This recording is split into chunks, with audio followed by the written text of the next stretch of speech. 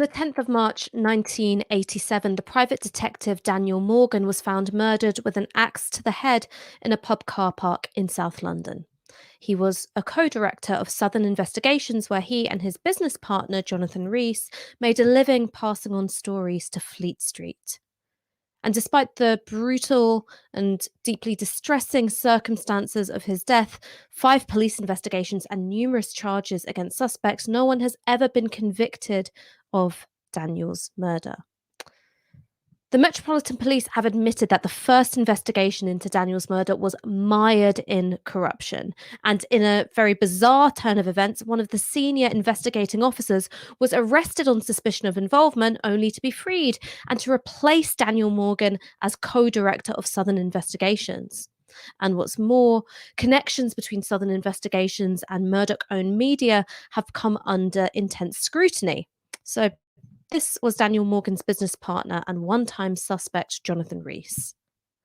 He went on to carry out a lot of work for the News of the World, supplying illegally obtained information about people in the public eye. He was paid £150,000 a year to do so.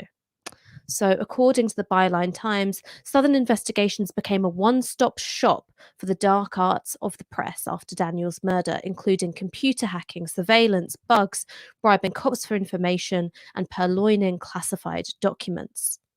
Dave Cook was another senior investigating officer on the case, and he alleged that he and his wife were placed under surveillance by the News of the World to try and intimidate them and undermine the investigation.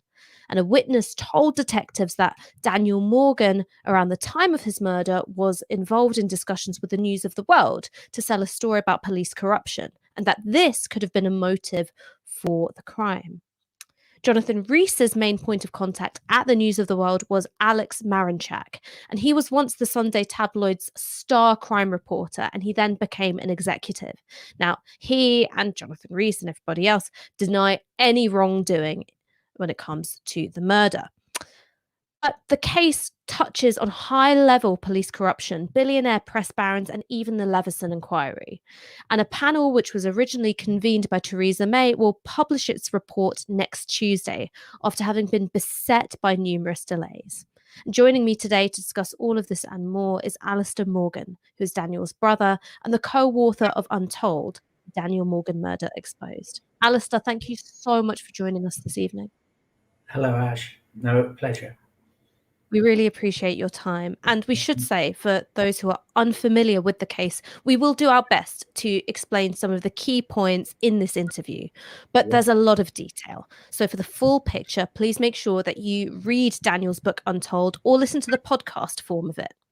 And subscribe to the channel as well. We rely on your support to do our work. So to keep up with our content, just hit the subscribe button there on YouTube.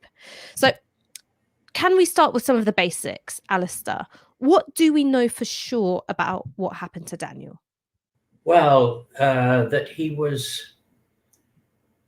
had arranged a meeting at the place where he was murdered, or he had agreed to meet his partner at the place where he was murdered on the night he was murdered. And it only emerged sometime later that he had also been there the night before. This was a place that he never normally visited, and that he'd visited the night before, but we didn't find that out until probably weeks into the first investigation, because the people who met him, I think one of whom was a serving police officer on the squad, didn't tell his colleagues that they'd met Daniel there the night before. So all of the indications are that he was set up at that place for the purpose of killing him. And there was an investigation which you mentioned. You've mentioned certain important details already, Ash, so I won't go over those. But anyway, many years later, the then acting commissioner of the Metropolitan Police, a man called Tim Godwin, admitted in person in front of the Metropolitan Police Authority, which was a governing body for the police at the GLA at the time, that the first investigation had been tainted by corruption, and that the powers that be had not faced up to this corruption for a very long time. I think those were his words. Now, this was in 2011 that Tim Godwin said this. And it was refreshing to hear from the senior police officer that there had been corruption. And I'd already been shouting about that for 25 years, but eventually they did agree that there'd been corruption in the first inquiry. But at the same time, I felt that the corruption had extended much further than that. So in terms of... that was why I pressed that. That's really it had gone on over several inquiries. There had been what I would describe as suspicious activities in all of the inquiries, whether by people inside or outside the squad, but inside the police, so to speak, or the News of the World. I want to come to the corruption in just a second, because there's obviously so much. And when I was looking through the reports of what had gone on, it just seemed completely egregious to me. But leaving that aside for just 1 second, there have been lots of different motives which have been suggested for Daniel's murder, one being a business dispute, another being that he was about to sell a story which revealed police corruption involvement in drug dealing. Others sort of suggesting a tale of jealousy. Could you just run through some of the big main theories about what happened? Those that you mentioned there, right, all of them, it could be all of these things, right? There are certain things I know, or at least I'm perfectly satisfied in my own mind that I know the identities of the people who conspired to murder my brother. I can't name them, but I'm quite certain that I know who they are. After following 5 investigations, really closely, as closely as I could, then sorry, Ash. I'm kind of losing my thread here now. If you could help me back onto the what you want again. Sorry about that. Don't worry about it. Don't worry about it one bit. So I want to move on a little bit. So what about the motivations? Yeah, the motivations. Well, I think for what I can only kind of deduce a certain amount from the way the police have lied for so long in this case, I mean, and the way they've been double dealing on lying for so long on so many things. I mean, there were allegations of police involvement in the murder. We can't get away from that. And I have to say that I find them entirely plausible. I can say nothing other than, I will not say anything more than that. However, that, hiding that, if you like, that's my interpretation of the way police have been handling it. On the one hand, you have very, very serious allegations, and on the other hand, you have multiple faulty or corrupt or inadequate or whatever you like to call it investigations. And you think, well, how do you square up these two things? And I mean, I can only, they will show me more, a whole lot more detailed facts about how the police handle this case. I will become privy to that eventually when I've read a volume as thick as my calf, almost. I'm sure it was 1,200 pages, a vast volume of information, and dealing with a lot of complicated issues. But what I am at least very hopeful of is that we will get to know the anatomy of the corruption, the individual decision makers. Who did this? When was that done? Etc. Etc. Etc. And then make our own. This is what the public will be given, and the public are quite free to draw their own inferences. Or I mean, there will be certainly be black areas in the report, or dark areas, should we say, where witnesses chose not to speak to the panel, or the panel thought it would not be even worthwhile possibly speaking to certain people because of their whatever. Put me in your shoes for a second. So when did it become clear to you that the police investigation wasn't going as it ought to? Because I suppose lots of people would feel quite trusting that the police would do a good job with a murder, they would get to the bottom of it, and you could expect a basic degree of honesty. When was it apparent that that wasn't happening? Well, I felt unease about what I was saying. I went up to London the same morning that I learned of my brother's murder. Daniel was murdered about 9 o'clock or 9:30 in the evening, and I found out about it at probably about 5 o'clock the next morning. After which I very quickly made my way up to London, and I was my mother.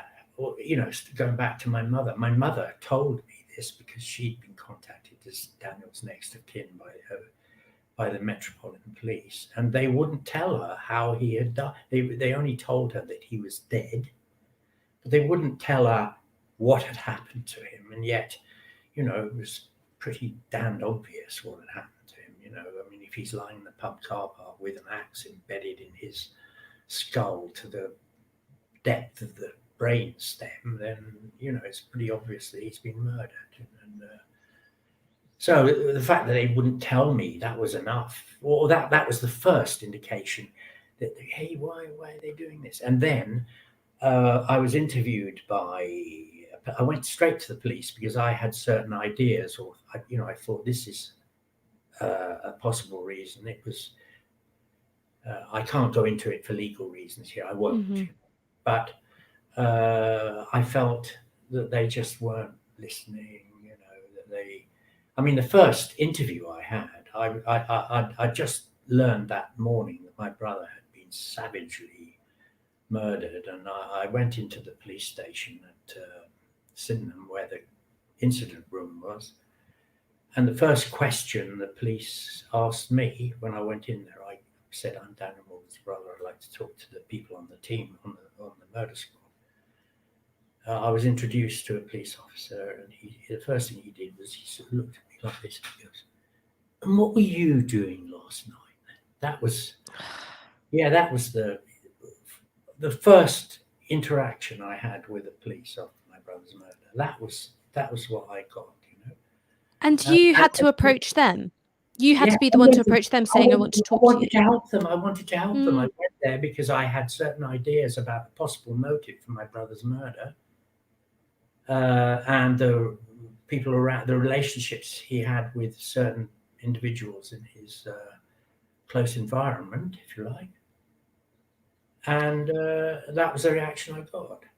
And I mean, it was incredibly exasperating, humiliating, irritating, upsetting, all of those things within the first, So I felt immediately that I wasn't welcome there in a sense, I mean, they didn't want my help, but I didn't leave them up. I went back again the next night and I spoke to another officer, and then certain things happened. An attempt was made to get me out of London by ringing up my sister-in-law's home and telling the police I was getting in the way of the investigation. And then I found out a little while afterwards who had sent that message, and then I just knew, I knew that things were going very badly wrong. But this is Britain, right? And this is what I always say, I mean, if you got serious concerns about the police and you go along to anybody, or that's how it was with me then, and started talking about that, and it was like people were aghast, that you could imagine that kind of thing. Oh, it was a different world to a certain extent, right? In terms of public perception. But now I see the same kind of, how shall I put it, bad manners, right? Mhm. Putting it no worse than that, bad manners from the British state. And it's just, Well, let's move on to something which I think yeah, goes a bit further than bad manners, because this was one of the details that really shocked me. yeah. And it was that you have Sid Fillery, who was originally a senior investigating officer on the case. He I wasn't was he He was wasn't a the senior investigating, but he no, was investigating, he was a sergeant on the a case, right? sergeant. And a sergeant is a very central figure on any investigation.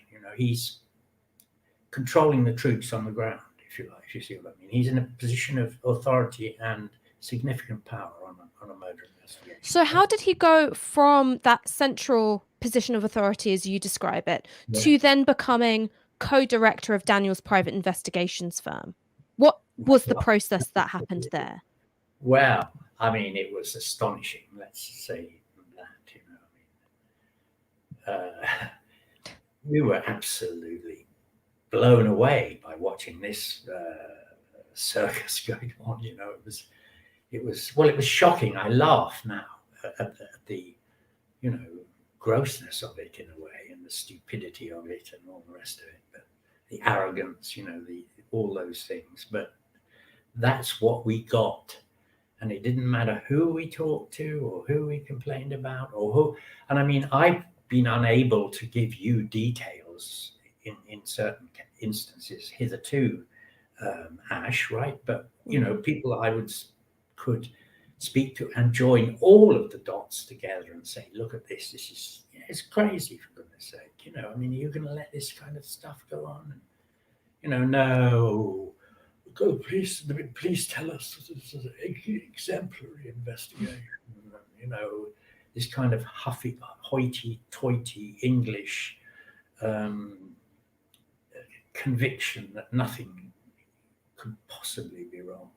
That kind of that's the mentality of people that you were dealing with, and I mean, it was it was upsetting, to say the least. But you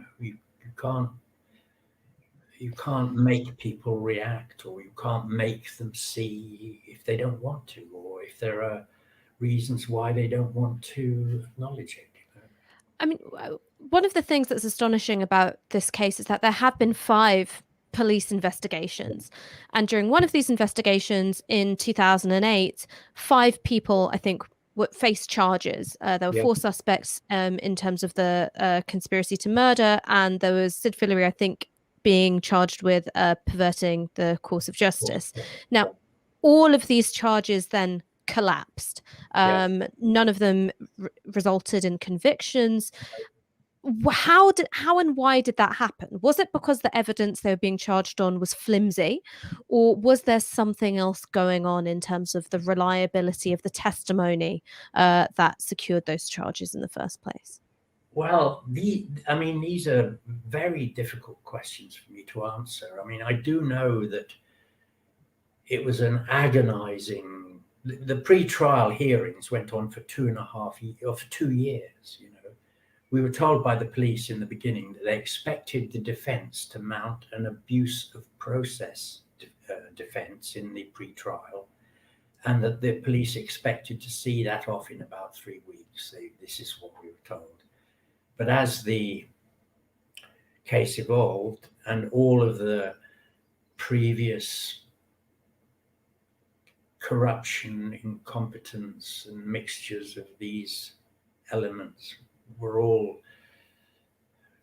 brought before the court, the defendants were all saying, well, look, it's all corrupt. This is corrupt. That's corrupt. Everything's corrupt, blah, blah, blah, and because the police had admitted corruption then, everything was corrupt, so that the way it had been handled from the very beginning was deeply disturbing, and B,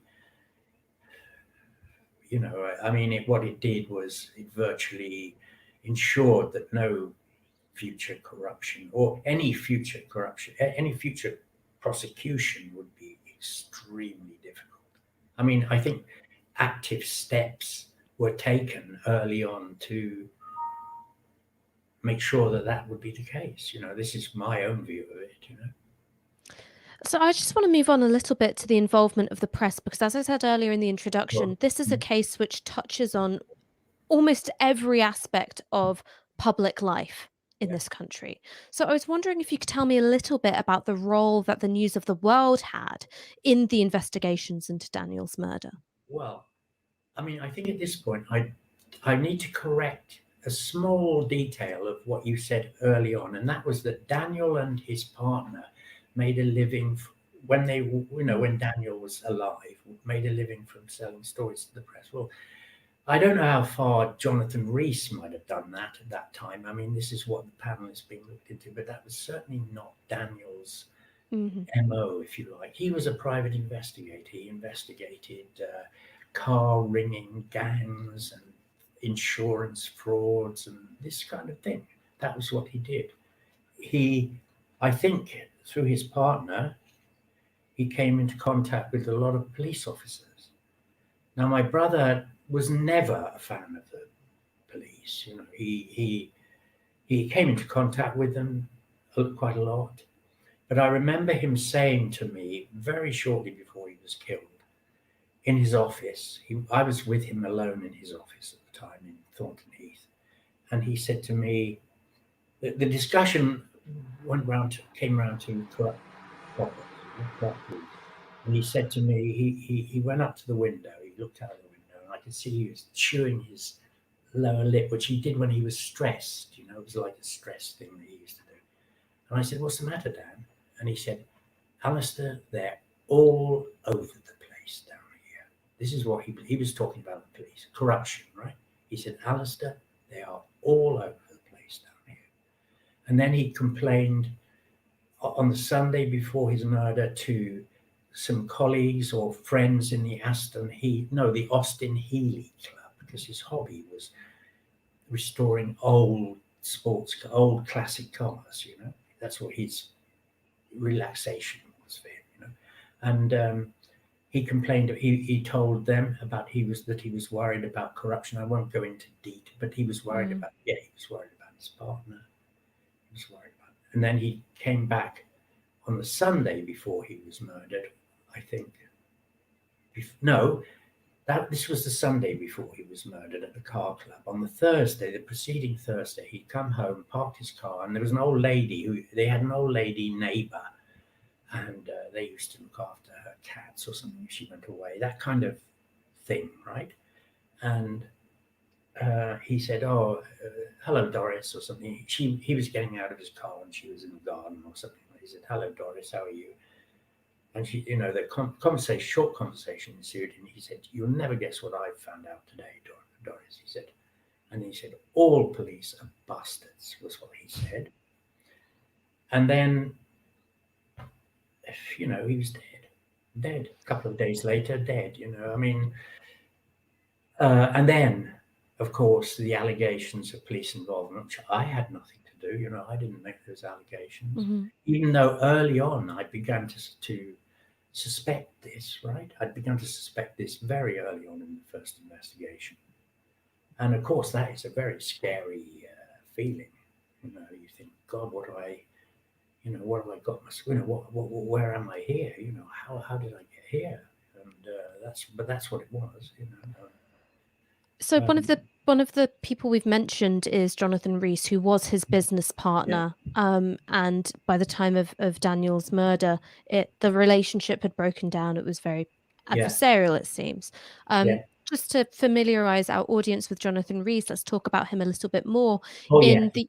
In the year 2000, Jonathan Reese was found guilty of conspiring to plant cocaine on an innocent woman in order to discredit her in a child custody battle. He was sentenced to 7 years imprisonment for attempting to pervert the course of justice.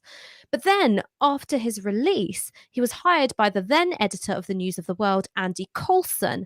Andy Coulson, you might know, went on to become the director of communications in Downing Street under David Cameron. And so, using a network of corrupt police officers officers, Reese's role was to obtain information on public figures, such as confidential data from bank accounts, telephone records, car registration details, and computers. And in the year 2011, Andy Coulson ended up having to resign over the phone hacking scandal, and he was then arrested by the Metropolitan Police. He was jailed for 18 months for his role in phone hacking.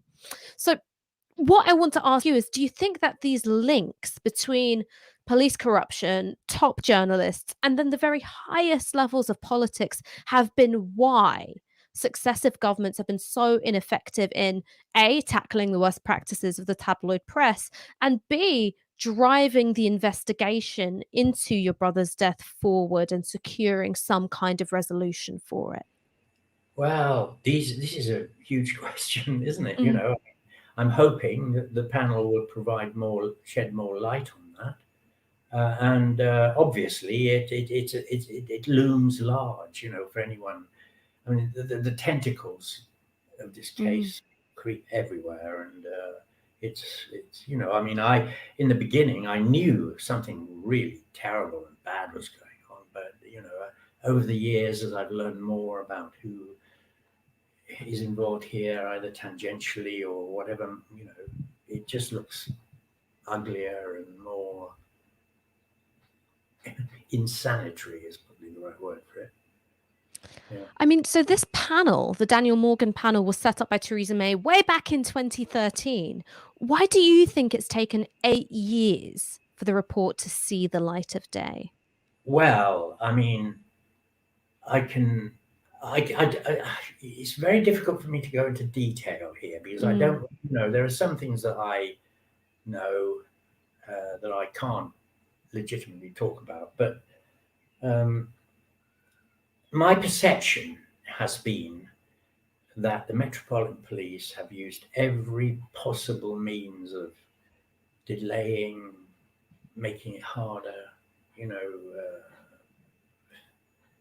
for this panel to complete its work. That's been my own experience. And indeed, at one point, I had to go to the Mayor's Office for Crime and Policing and say to them, look, I mean, please help us. We've come to it. The police are blocking the way here, and they will not make relevant decisions. They will not, they're blocking the progress of this panel. Will you help us? And I think, a sharp letter was written, possibly, and some questions asked, and then miraculously the barriers kind of disappeared on that particular case, on that particular instance. But I mean, I'm sure that this has been going. I can only speculate, but I mean, I do know mm. of another instance that I cannot yet talk about. But undoubtedly, the police have delayed the progress of this report. Well, Priti Patel has had it sitting on her desk for a few weeks now, and the panel expected that would be published within one working day of her getting it. So her reason for the delay was that Yeah. it had to be vetted for reasons of national security. Do you buy that No, explanation?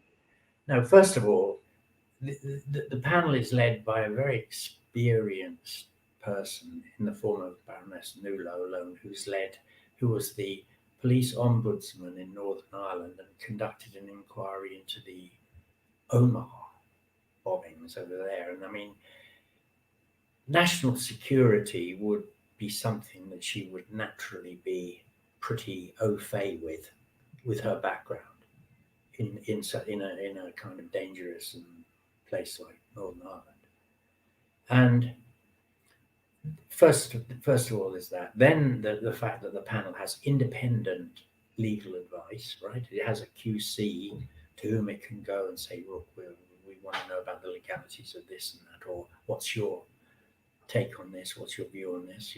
And thirdly, the fact that the government that they were using the government's best known legal firm in terms of public inquiries. The government there's a legal firm called Field Fisher who handle huge or have handled large numbers of public inquiries, and they are also advisors to, the panel, that they can go to them for advice. And the idea that national security, or Article 2, that is the right to life in the European Convention on Human Rights, that's Article 2, it means that, they have to be cautious about endangering anyone by what they write in their report, and that those, in fact, the police had 5 senior officers working on it for 10 days or something,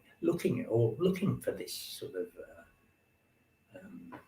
fault, potential fault, and and I mean, I don't think Priti Patel is even a lawyer, so I mean, I don't know where she's getting these sort of bizarre views, or and I mean, what she's done, the way she's handled this, intervening at the last minute, and then not seeming to have any idea what she's been doing while it just arouses further suspicion. It's unavoidable. You think, well, my biggest concern now is that people other than those who are legally entitled to see the report now may be looking at it. It may be in their hands. I don't know. And I mean, it invites, she invites this kind of suspicion through her cack-handed actions. well, I mean, you've also been going through this process for, 34 years Years. now. And one of the things that really struck me is what that must do to you in terms of your faith in institutions. So from your perspective, what do you think the report has to cover in order for it to have credibility in your eyes? Um, it has to cover all of the issues that we've been talking about in a coherent and probing and questioning and scrutinizing way. Uh,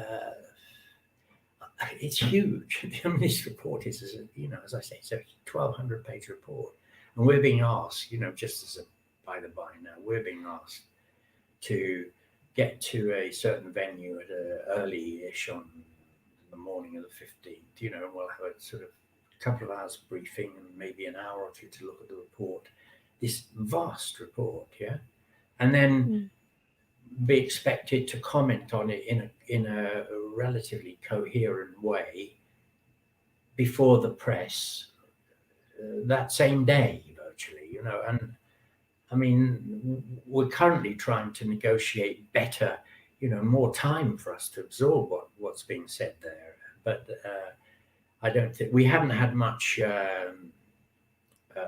like, hey, publish it a couple of hours later in Parliament and give us a couple more hours to look at it and absorb what it says to the degree that you can in such a short space of time. But I think they don't seem to be very kind of helpful. They've never been, this British state. I mean, apart from ordering this inquiry, the British state has been a pain in the neck, most of the time for these 34 years. I mean, and I suppose it's a same story played out with Hillsborough, Orgreave, everything the Lawrence family got put through in the investigation of Stephen Lawrence's murder. One thing that I really want to say is that there's a lot of love and support for you, Alastair, in the chat from our viewers this evening. And one of the things that I know people have been wanting to ask is, how can they help in the family's ongoing campaign to secure justice for your brother? Well, I mean, if they feel engaged enough to, I mean, there are so many ways they can engage on social media. They can engage by, say, ringing their MP or writing to their MP and wanting to say, look, you should be looking hard at this, keep Patel on, Priti Patel on her toes with what she's been doing here, because, what I've seen is this, miasma of suspicion and develop all around these institutions, and it just is not a healthy environment. It's not an environment that I want to be in or to think of as being the way my home country operates. It's a very uncomfortable and unpleasant feeling. And the sooner I feel more happy about what's going on here, as far as what this is for me, of course, and a lot of other people too, the sooner we feel more at ease and more confident in our government and our institutions, the better. It can't come soon enough for me. Well, Alastair, thank you so much for joining us this evening. No, And as I said, this is a huge case. It touches on practically every facet of public life, from government to the police to the press. And if you want to find out more about this story, and I really encourage you to find out more, as we said before, make sure to read Alastair's book, Untold, or listen to the podcast form. The report is due to come out next Tuesday, the 15th of June. So keep an eye out for that as well. I'm sure we'll be covering it on Tisky Sour. Please let us know your thoughts in the comments below. We will be talking about this, as I said, again next week once the report is released. Thank you so much for joining us this evening. Thank you, Alastair. no, it's a Goodbye. pleasure. Thank you very much. Bye.